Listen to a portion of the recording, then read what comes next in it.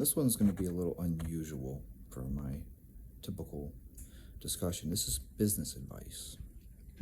And I want to preface this by telling you that your real friends are the ones who tell you things that you don't want to hear, but they tell you them because they're being brutally honest with you. And if you have a good relationship, this is someone that you're close friends with, they can tell you something that is hurtful, painful, and you value it, and it actually enhances your friendship, because you know that the only reason they're saying this is because they're trying to help you. One of my best friends is my friend Trevor, and he never hesitates to hit me with things that I really don't want to hear. Now, personally, one of the best things he ever said to me was that he said, "You know what your problem is?" And I was like, "What's that?" And he was like, "You take pride in being poor." And I was like, "What the fuck?" A totally knee-jerk reaction. I got defensive. And he's like, "No, really, though.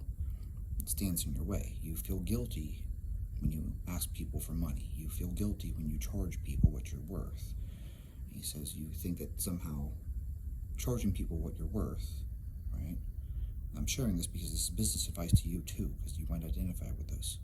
Charging people what you're worth makes you feel guilty because you're taking money from people. And you know how little money you have, and therefore you feel bad taking money from other people.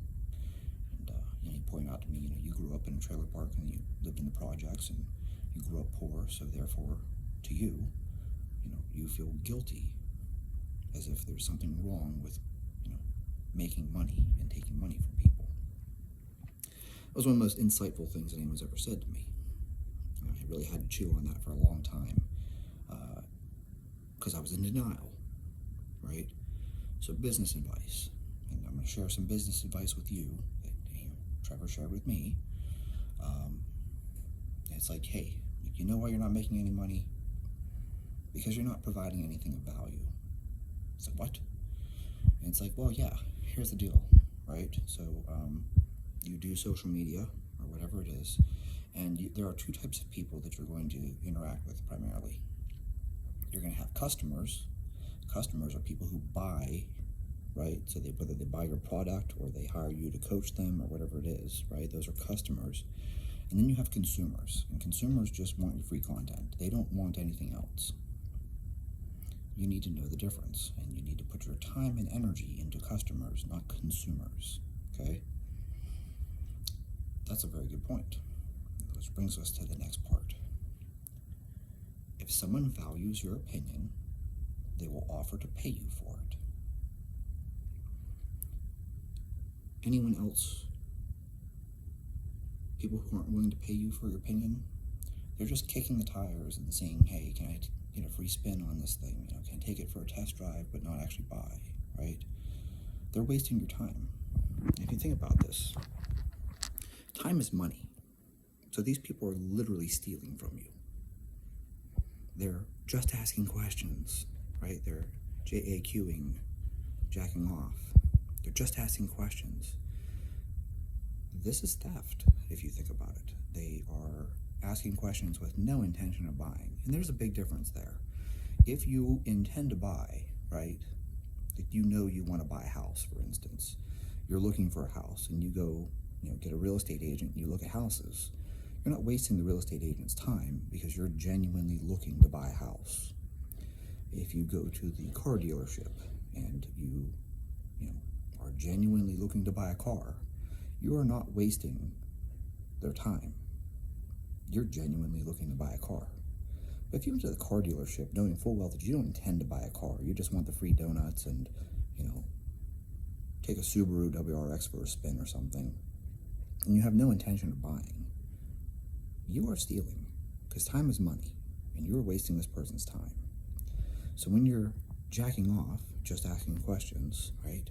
Just asking questions, you are literally stealing from someone.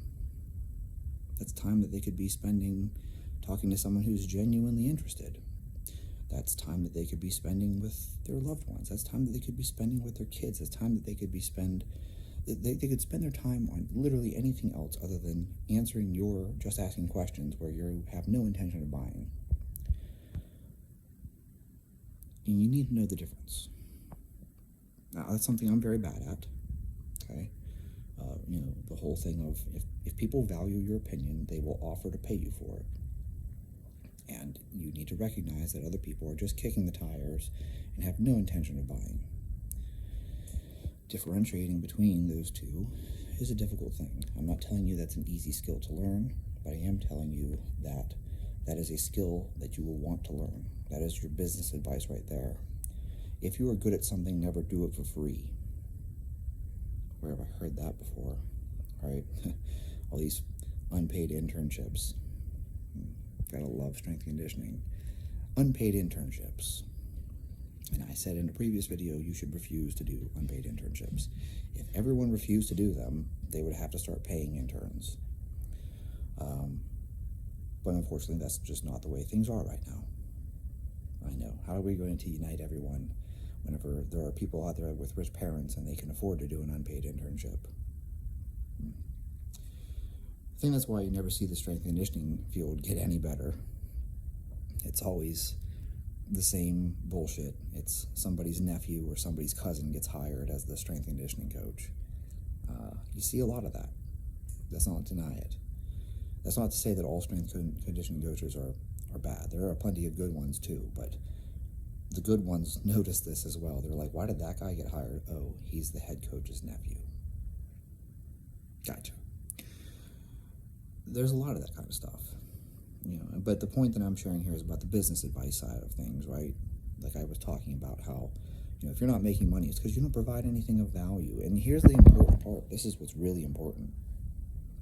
What you provide may have significant value, but what's more important is the perception of value. People will pay for something if they perceive it to have value, even if it doesn't have value. So whenever there's some charlatan out there pitching his bullshit and telling you how you can't eat white rice because somehow that doesn't fit into the human diet or something, right?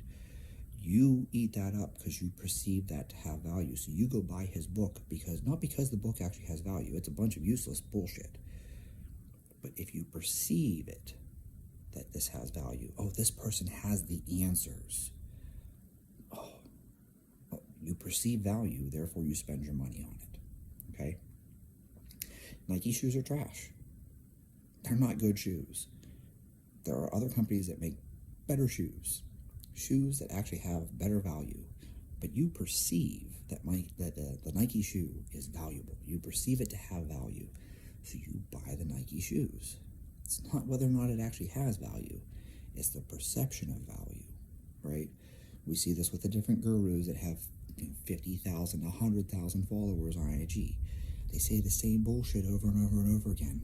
They're like, here's 5 things you've never heard about creatine. And it's like, it doesn't cause dehydration. It doesn't cause hair loss. It increases strength. And, whatever the stupid thing is. 5 things you've never heard about creatine. You've heard all 5 of them before. But this person is an expert because they have PhD after their name. And so I perceive this person to have value because they're perceived as an expert. I don't play that game. You will not see me sit here and list all the letters after my name because they don't mean anything. My PhD, my DS, my MS, whatever the fuck it is, CSCS, that has nothing to do with my level of expertise. Whether I have a PhD or no PhD, not even a bachelor's degree, I have a high school diploma. If the information I say is correct, then the information I say is correct regardless of how many letters I have after my name. If I say water is wet, it shouldn't matter to you whether or not I'm a high school dropout. It shouldn't matter to you if I'm a high school dropout or I am a graduate of Stanford Medical. If what I said is correct, it stands on its own. The strength of my information, my argument, my statement, is whether or not the statement itself is true, factual, and accurate. It should not change your opinion whether or not I have a bunch of letters after my name. If I told you I have a PhD, do you even know what my PhD is in? Maybe I have a PhD in, I don't know, finger painting.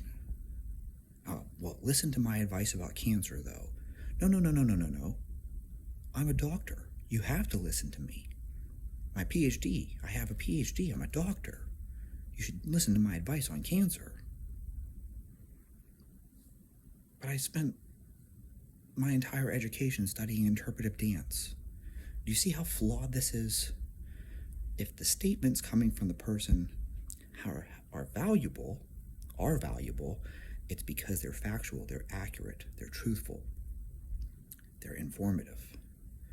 But the problem that you have here is perceived value. And so what really happens is that if the statements from the person have perceived value, now that's where people jump in. And same thing for a product that you sell. Okay, I sell an overpriced electrolyte supplement.